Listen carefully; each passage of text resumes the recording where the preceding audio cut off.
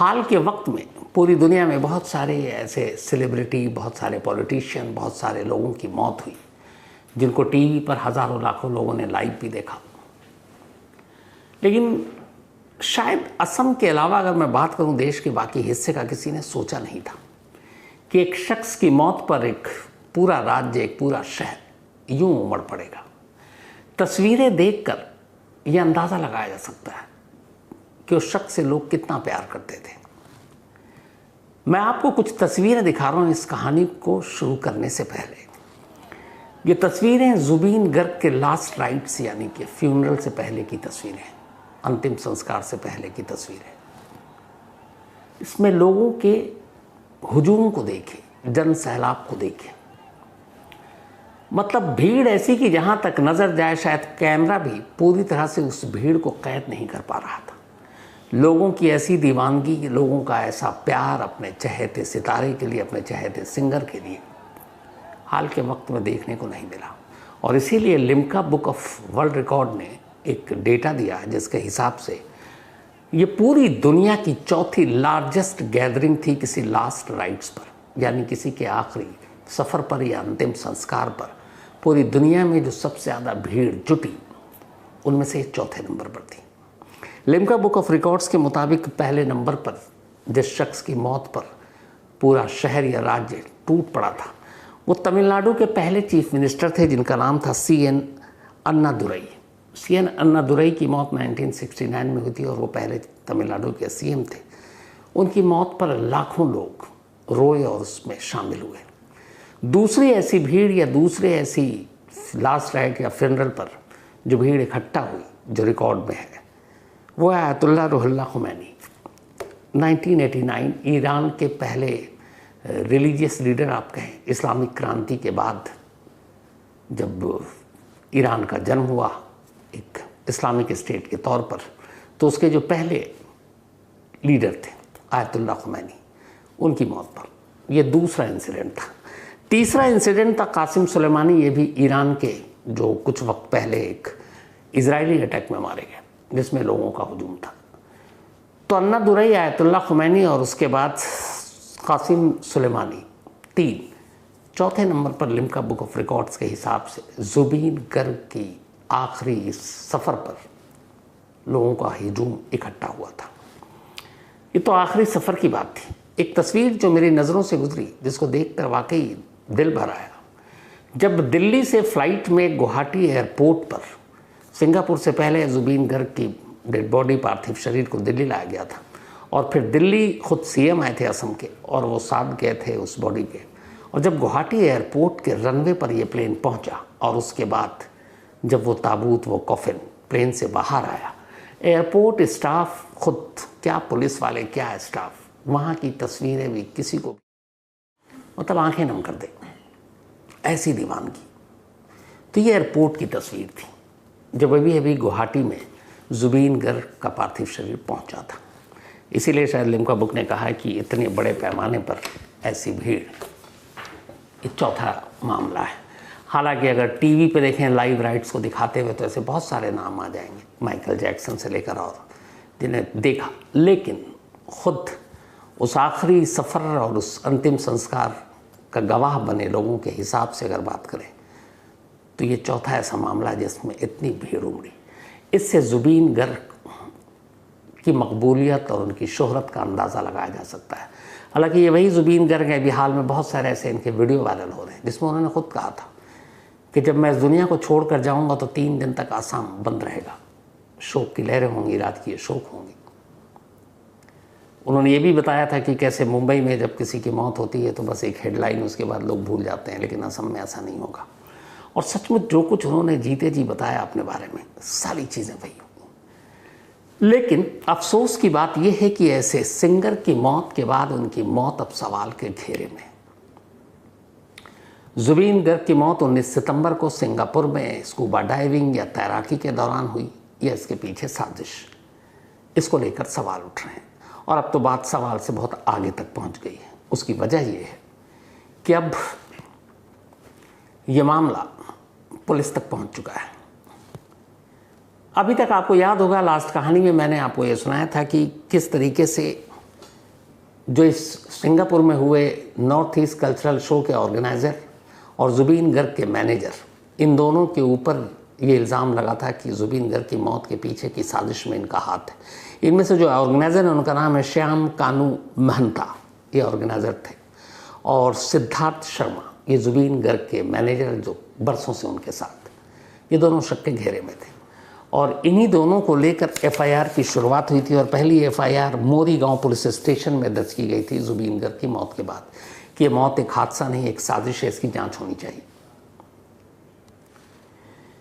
इसके बाद वहाँ से जुबीन गर्ग के पार्थिव शरीर को इंडिया लाया जाता है।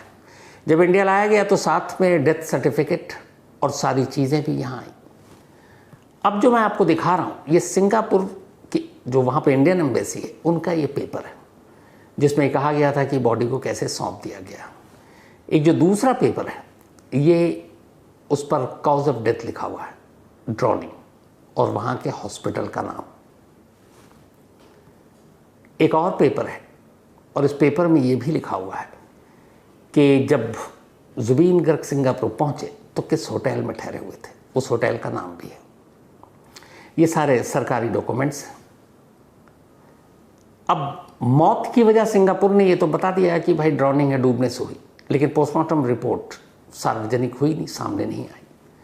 लोगों ने आवाज़ उठाई तो असम के चीफ मिनिस्टर ने कहा हम दोबारा पोस्टमार्टम कराएंगे। असम में फिर दोबारा पोस्टमार्टम हुआ गुवाहाटी में, लेकिन इन दोनों पोस्टमार्टम रिपोर्ट की सच्चाई क्या है ये अभी तक सार्वजनिक नहीं हुई, दुनिया के सामने नहीं आई है।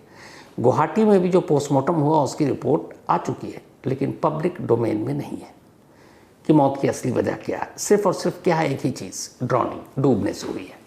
लेकिन पोस्टमार्टम रिपोर्ट डिटेल में कॉज ऑफ डेथ यानी मौत की वजह बताया गया, पर अभी तक वो सामने नहीं है। अब सवाल है कि मौत को लेकर सवाल क्यों।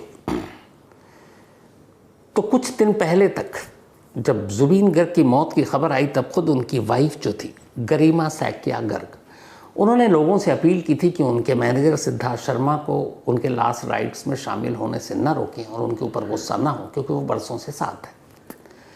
लेकिन हैरत अंगेज तौर पर हुआ ये कि अचानक सैटरडे को जुबीन गर्ग की फैमिली ने खुद एक ईमेल किया सीआईडी को, क्योंकि असम के सीएम ने जुबीन गर्ग की मौत को सामने लाने के लिए तफ्तीश सीआईडी को सौंपने का फैसला किया।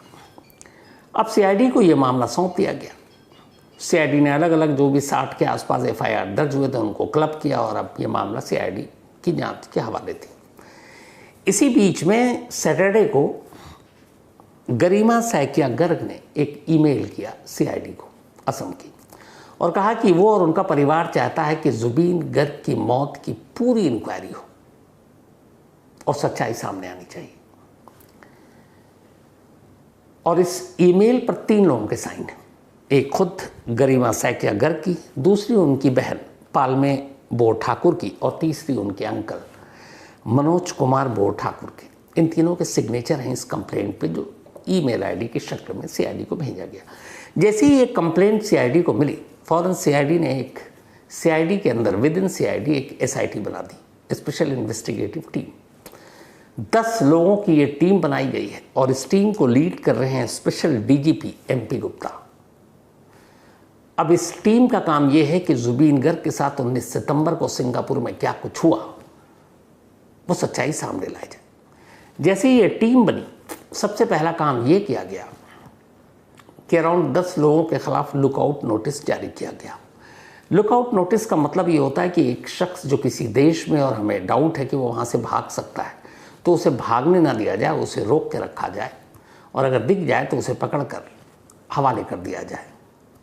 अब वो चाहे एयरपोर्ट के रास्ते भागे या बंदरगाह के रास्ते या फिर बाई रोड।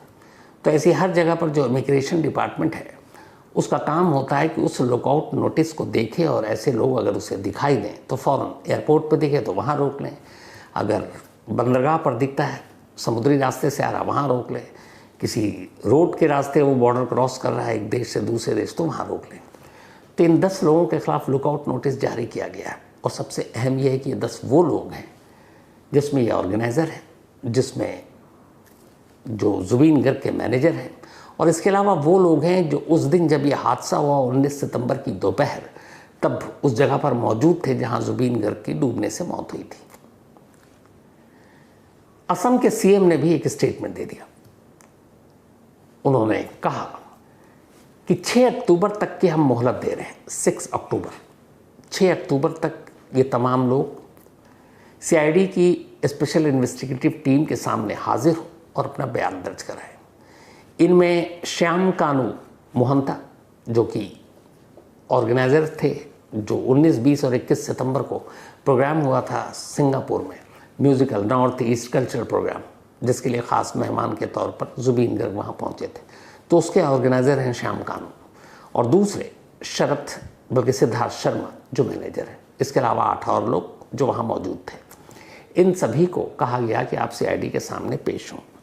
इनमें से कुछ पेश भी हो रहे हैं, लेकिन सिद्धार्थ शर्मा और श्याम कानू महंता के बारे में खबर ये है कि ये लोग अब भी सिंगापुर में हैं और इन्हीं के लिए स्पेशली ये लुकआउट नोटिस सर्व किया गया कि ये सिंगापुर से कहीं बाहर न निकल जाए, तो उन्हें वहाँ रोका जाए। सिर्फ इतना ही नहीं, श्याम कानू जो ऑर्गेनाइजर थे, इनके घर पर कल यानी संडे को सीआईडी की इसी स्पेशल इन्वेस्टिगेटिव टीम ने रेड मारा, छापे मारे, और इस छापे के दौरान वहाँ से बहुत सारे पैन कार्ड और बाकी चीज़ें मिली और उससे अंदाज़ा लगाया जा रहा है कि ये जो मामला है ये कई ब्लैक मनी का या फिर मिसयूज़ ऑफ फंड का उसका भी हो सकता है। अब श्याम कानू मोहंता जो ये ऑर्गेनाइजर थे, ये कोई मामूली शख्स नहीं है। इनके एक भाई असम के डीजीपी रहे, डायरेक्टर जनरल ऑफ पुलिस, यानी कि पुलिस के सबसे बड़े अफसर, जिनका नाम भास्कर ज्योति महंता है।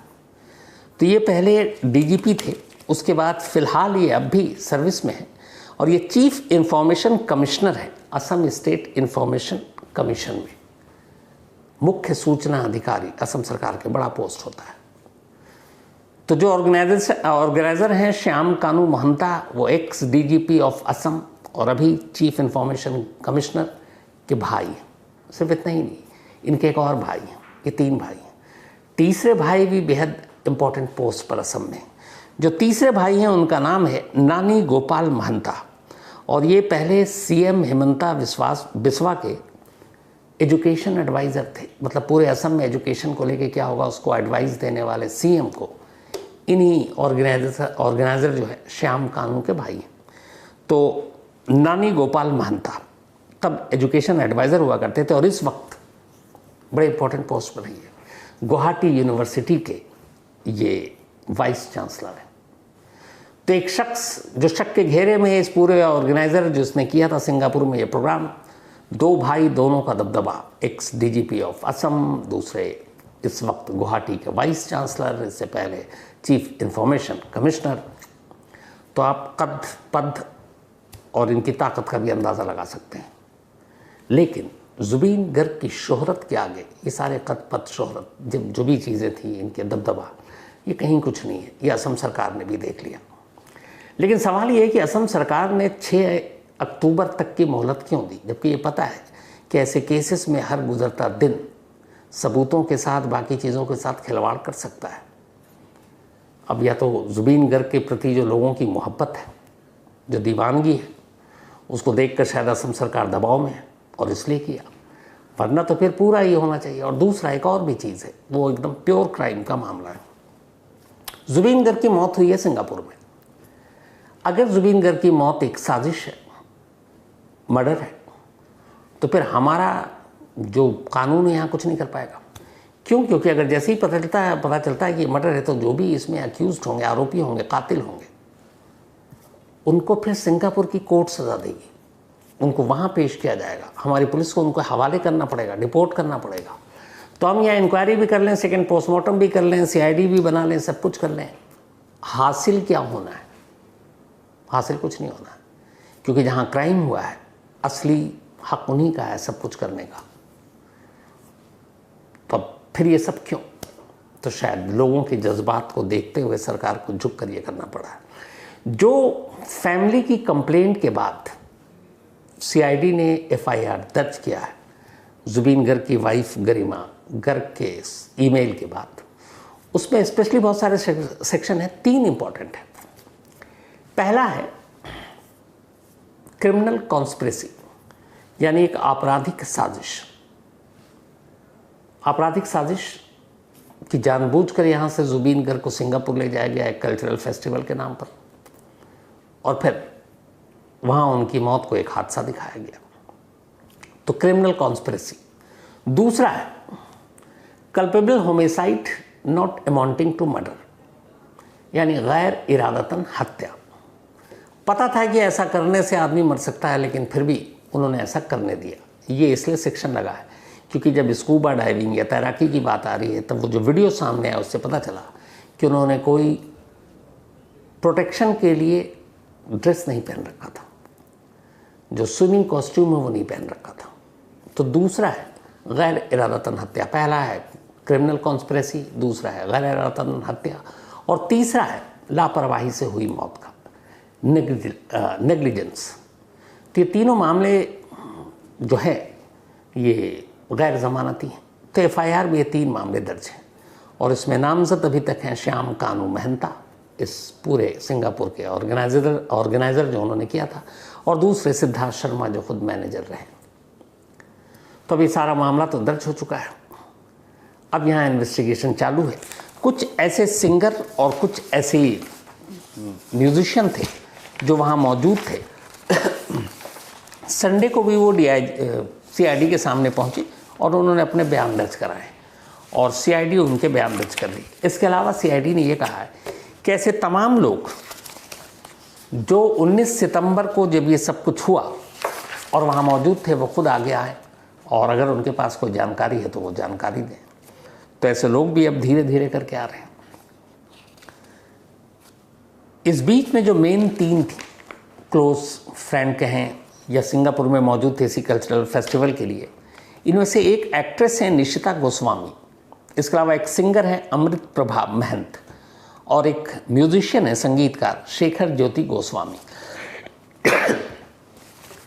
इन तीनों से सैटरडे और संडे लगातार 2 दिन CID पूछताछ कर चुकी है, और तीनों वहाँ पहुँचे थे।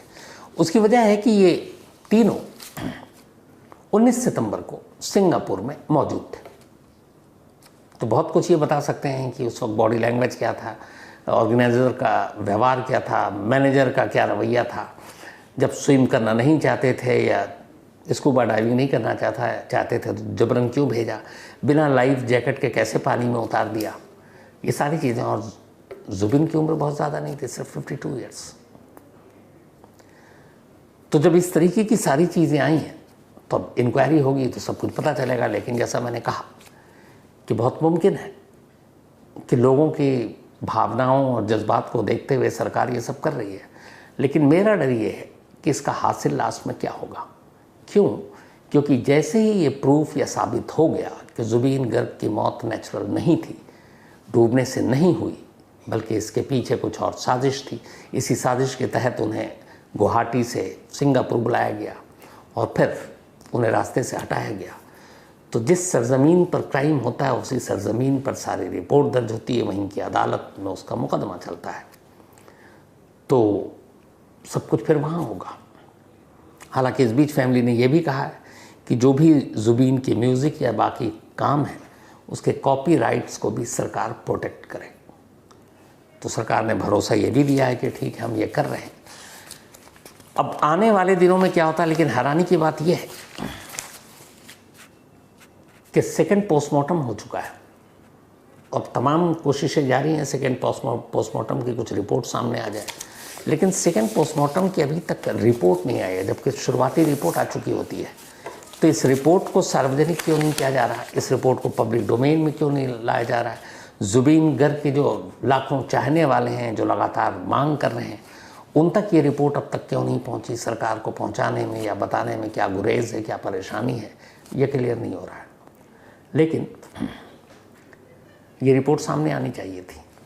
अब मुझे लगता है कि CID की जांच होगी, थोड़ा वक्त बीतेगा, धीरे धीरे लोग, सरकार को लगता है कि अपने चहेते के प्रति उनका प्यार कम होता जाएगा, भूलते जाएंगे कि वक्त बड़ा जालिम होता है और हर ज़ख्म पर जो मरहम है वो लगता है, फिर धीरे धीरे वो दर्द कम हो जाता है। तो शायद इसी चीज़ का भी इंतज़ार हो, वरना मुझे और कोई वजह नज़र नहीं आती कि पोस्टमार्टम रिपोर्ट को पब्लिक डोमेन में लाने या सार्वजनिक करने में क्या प्रॉब्लम है। खैर, उधर सिंगापुर से भी पोस्टमार्टम रिपोर्ट को मंगाने की कवायद और बातचीत हुई है, अभी तक उसका भी अपडेट नहीं है। तो इस पे आगे जो भी अपडेट होगा आप तक ज़रूर पहुंचाते रहेंगे और इस खबर पर हमारी और हमारी टीम की पूरी नज़र रहेगी। जैसे जैसे इंक्वायरी आगे बढ़ेगी, कुछ नया डेवलपमेंट होगा, मैं आप तक पहुंचाऊंगा। पर आज की कहानी ख़त्म करूं उससे पहले वही अपना सिलसिला। हमारी टीम में एक आदित्य तिवारी, आप मिले भी हैं, उसकी तस्वीरें भी देखी हैं, बहुत खूबसूरत वीडियो, बहुत होनहार, माँ बाप का इकलौता बेटा। तो मुंबई में रहते हैं पेरेंट्स, मम्मी और पापा। अब माँ का दिल तो माँ का दिल होता, उन्होंने कहा बेटा दिल्ली में, माँ बाप अकेले मुंबई में, तो मन लगता नहीं था। तो आखिर में ये हुआ कि फिर तय कि आदि अब मुंबई में ही नौकरी करेगा। तो बड़े भारी मन से हम लोगों ने उसे कल विदा कर दिया, कल मुंबई चला गया वो। तो ऑल द बेस्ट आदि, हम लोग मिस करेंगे तुम्हें, क्योंकि हमारी पार्टियाँ जो भी हम बाहर जाते थे क्राइम तक, तो हमारी जान हुआ करता है। लेकिन उसी की फेयरवेल एक पार्टी थी कल, एक क्लब है रिवर्स व्यू क्लब, वहाँ तो हमारी पूरी टीम थी, बहुत सारे लोग थे उसमें। तो वहाँ पहुँचे तो हमें पता चला कि वहाँ पे भी हमारे क्राइम तक फैमिली मेम्बर हैं। उनमें से एक मोहित बुद्धि राजा, इनका बर्थडे भी था इत्तेफाक से, तो बल्कि परसों सैटरडे की बात कर रहा हूँ। तो बड़ा अच्छा लगा मोहित मिलकर आपसे, and happy birthday, God bless you, आप हमेशा अच्छे रहो, खुश रहो, यही दुआ है। साथ ही मोहित के सारे कुलीग संगीता तिवारी, जतिन कोहली और मोहन रावत, इन लोगों से मुलाकात हुई। तो Sangeeta, Jatin and Mohan, thank you so much, आप लोगों ने जिस तरह का प्यार दिया, एंड बस कहानियाँ आप लोग सुनते रहें, and thank you once again पूरी टीम की तरफ से। साथ ही आज शबीना, इनका भी बर्थडे है, तो हैप्पी बर्थडे शबीना। और ये अनीस साहब की वाइफ हैं प्रफुल्ल साटम जी, इनका भी जन्मदिन है, तो हैप्पी बर्थडे प्रफुल्ल जी। और ये सलील प्रफुल्ल साटम जी, उनके पिता हैं Prafulla Satam ji, and thank you so much आपके इस प्यार भरे मेल के लिए। इसके अलावा ऋषभ शुक्ला का भी जन्मदिन है, तो हैप्पी बर्थडे ऋषभ, और ये भेजा है अभिषेक मिश्रा ने। साथ ही राहुल मलिक, इनका भी बर्थडे है, तो हैप्पी बर्थडे राहुल, और ये भेजा अजय गौतम ने है। इसके अलावा फातिमा सकीना कुवैत यूनिवर्सिटी से, thank you so much Fatima ji, आपका मेल मिला और पढ़ा और बड़ी खुशी हुई, और आपके इस प्यार के लिए दिल से शुक्रिया। कभी कुवैत की तरफ आना हुआ तो ज़रूर मुलाकात होगी, और अगर आप दिल्ली आए तो ज़रूर बताइएगा। तो इसके साथ ही कहानी में आज इतनी ही। अब आपसे मुलाकात होगी कल रात 9 बजे।